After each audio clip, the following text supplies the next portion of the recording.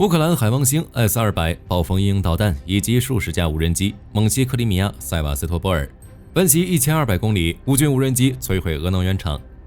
乌军米格29空投 AASM 炸弹，精准摧毁俄边防哨所。乌军第3旅重创俄军，阻俄推进。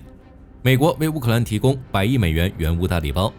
其提名的乌克兰和平特使出炉，即将主持乌俄谈判事宜。精彩资讯即将开始。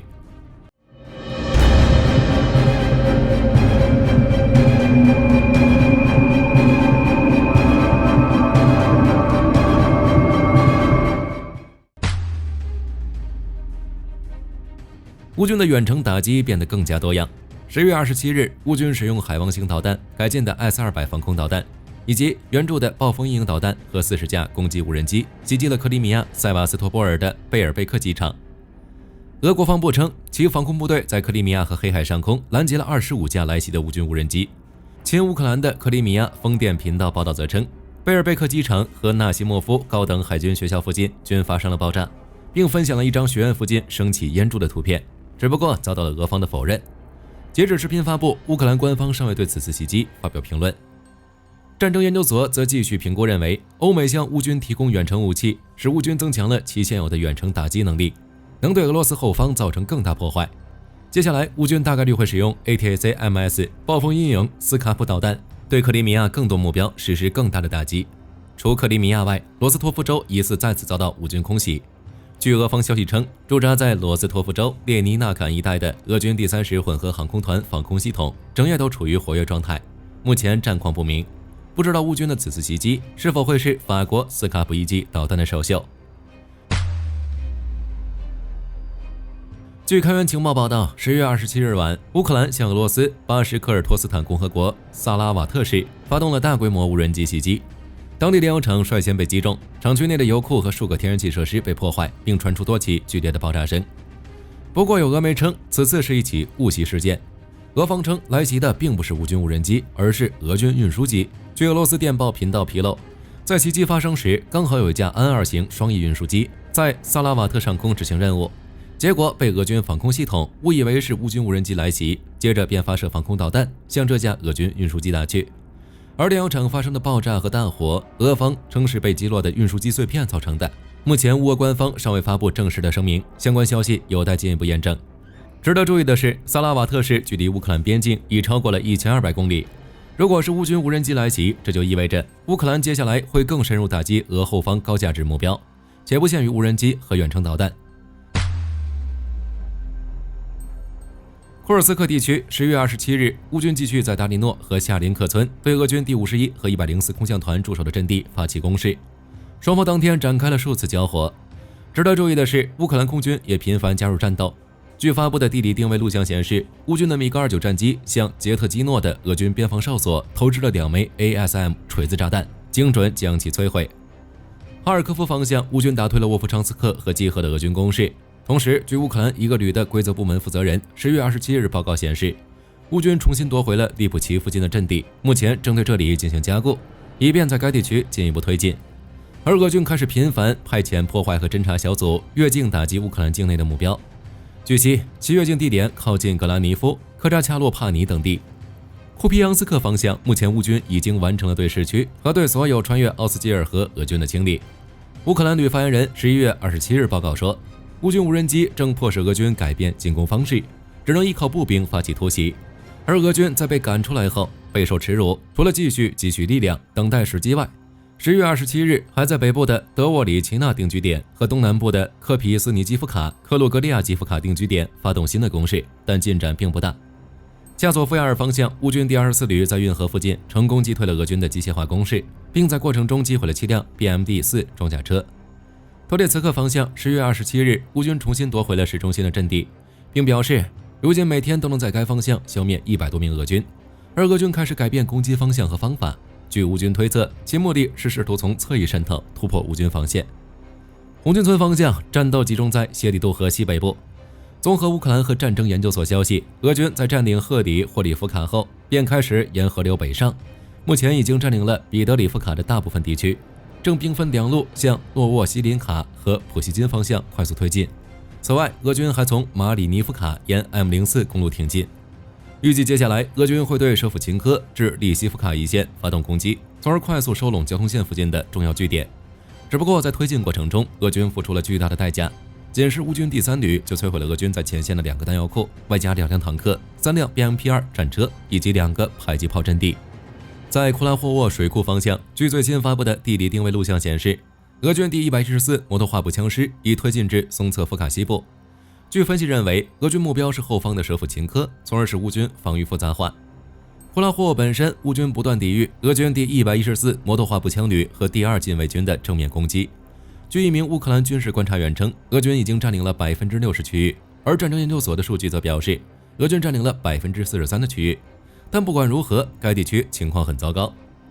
扎波罗热方向，据基辅独立报报道，乌克兰国民警卫队司令奥列克桑德尔·皮夫年科将军11月27日表示，乌军击退了俄罗斯在扎波罗热地区的进攻。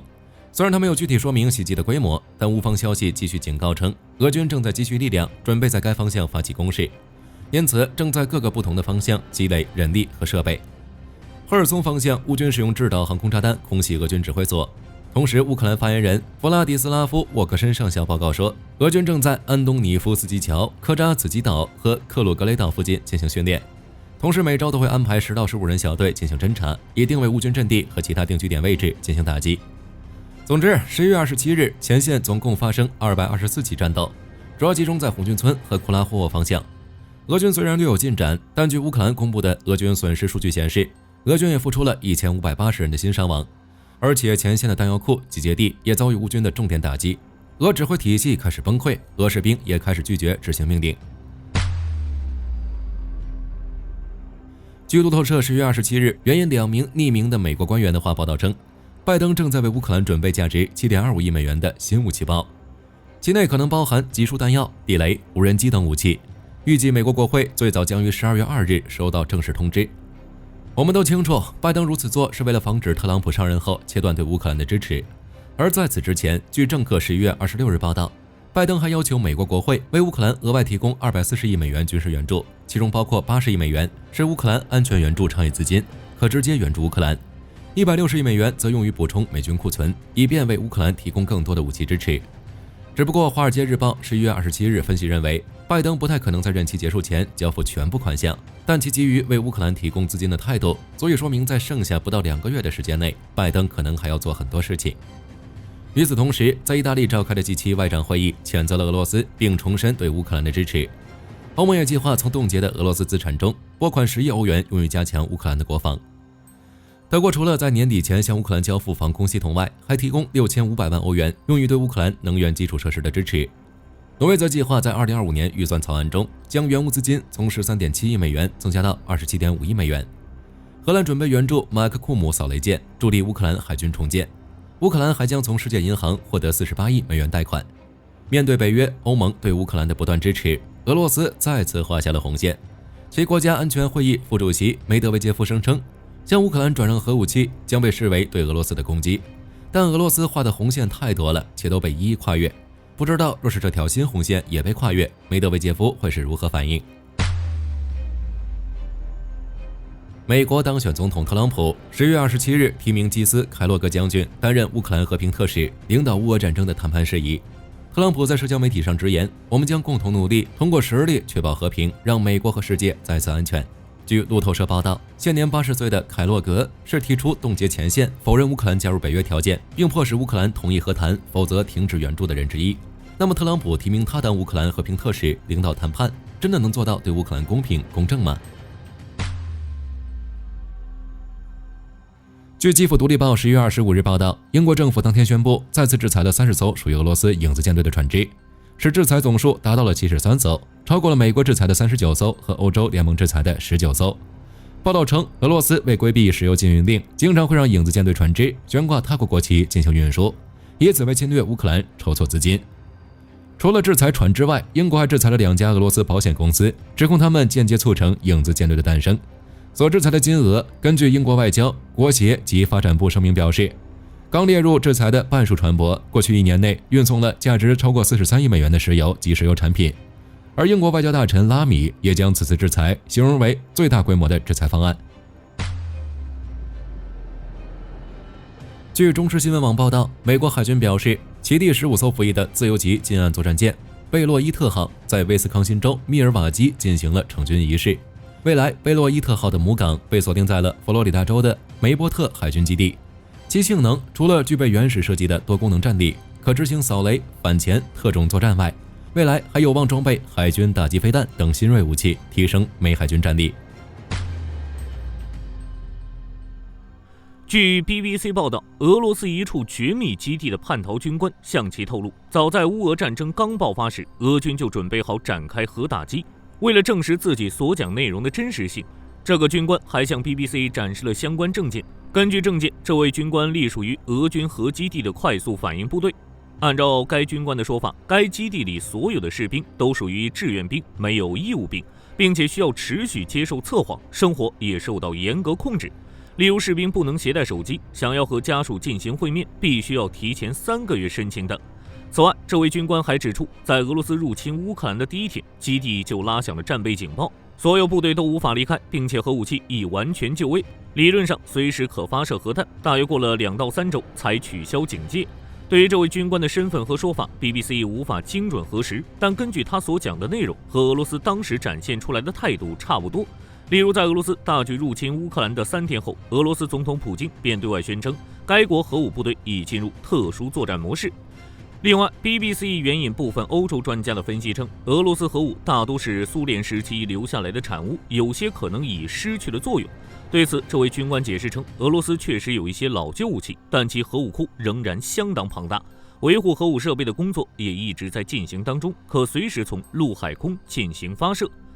需要注意的是，这位军官还向 BBC 透露，他之所以选择叛逃，主要是因为他不满俄军的任务指示，其上层便借机将其调派到基地外的突击单位。没过多久，他又被告知要派往乌俄前线，将成为战争炮灰。他表示，俄军经常这样处理反对战争的麻烦制造者。果不其然，在他签下拒绝参加战争的声明后，随即便遭到俄罗斯当局的刑事诉讼。对此，他连忙寻找志工组织，并在对方的安排下逃出俄罗斯。如果这位军官所言属实，那么也就意味着在俄军内部也有许多士兵反对战争。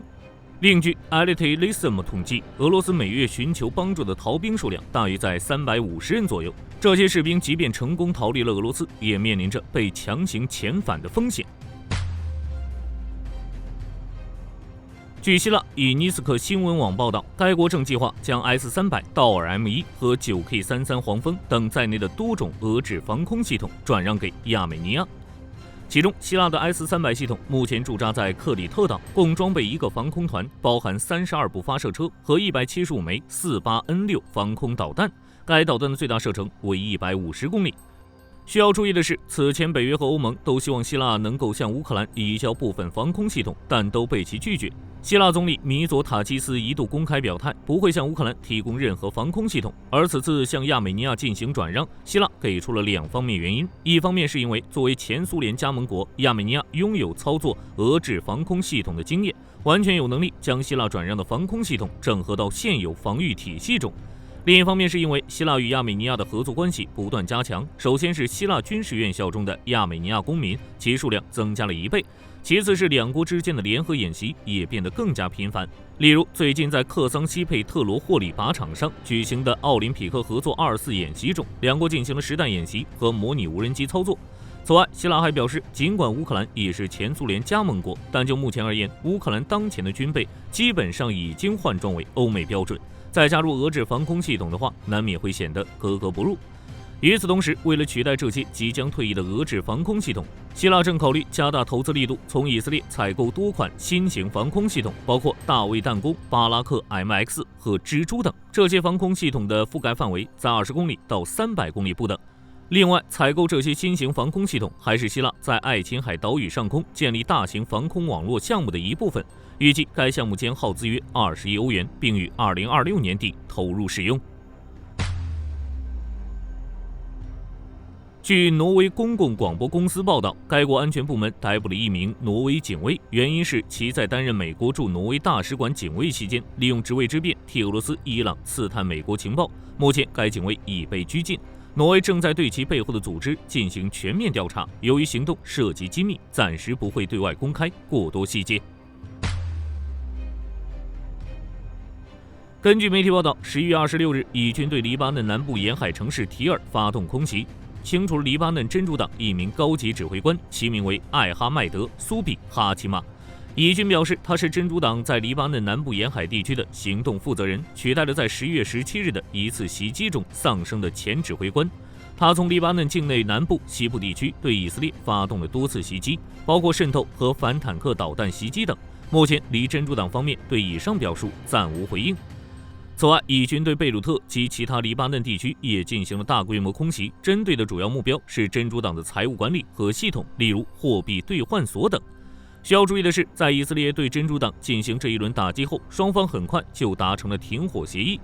据《纽约时报》报道，目前以色列与黎巴嫩真主党已达成停火协议，该协议于11月27日生效。以军将在60天内撤离黎巴嫩，同时黎巴嫩政府将派遣至少5000名士兵部署在该国南部地区，重新接管该地区的掌控权，以确保真主党不会再次重建基础设施。此外，据内塔尼亚胡表示，以色列之所以接受停火协议，主要出于3方面考虑：一是应对伊朗的威胁；2是让部队休整并补充武器储备；3是切断敌方南北战线间的联系，从而孤立哈马斯。内塔尼亚胡还强调，如果真主党有任何违反协议的行为，以色列将发动反击。言外之意，其以色列同意停火的期限取决于真主党是否遵守停火协议。在离已确定正式停火之后，各国均发表了相关看法。例如，美国现任总统拜登表示，离已能够正式停火，足以证明中东问题能够和平解决，后续将会推动加沙停火。又或是法国总统马克龙在 X 平台上发文表示庆祝。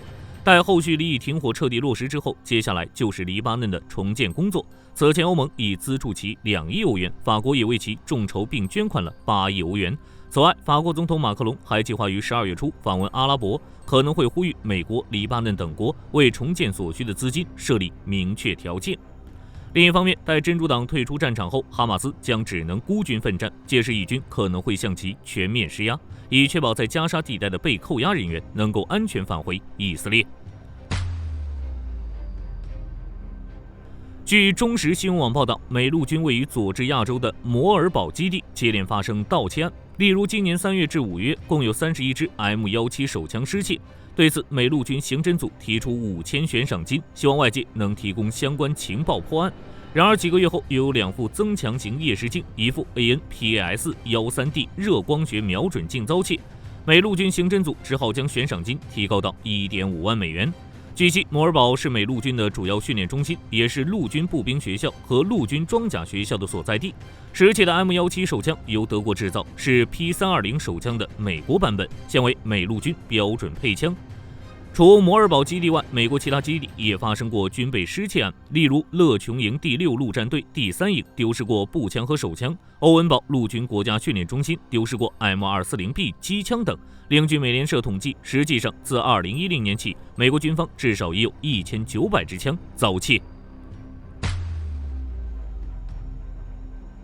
据新加坡海峡时报报道，韩国一名26岁的男性公民为逃避服兵役，故意暴饮暴食增重，被当地法院判决为故意逃避兵役，判处1年监禁。据悉，韩国要求身体素质达标的男性公民必须服兵役至少18个月。在此背景下，这位男性公民曾于2017年10月进行第一次体检时，身体素质获评为可参战的第2级别，即符合服役条件。然而到了2023年6月再次体检时，他的体重达到了102.3公斤，再结合身高等综合因素，其身体素质级别降为第4级别，从而无需参与作战，只能在其他部门担任非战斗职务。另外，据韩国先驱报报道，这位男性公民在征兵体检前遵循一位朋友制定的饮食计划，大幅加大日常的饮食量，并喝大量的水进行非常规的增重。对此，韩国法院宣判这位朋友为从犯，将面临6个月的监禁。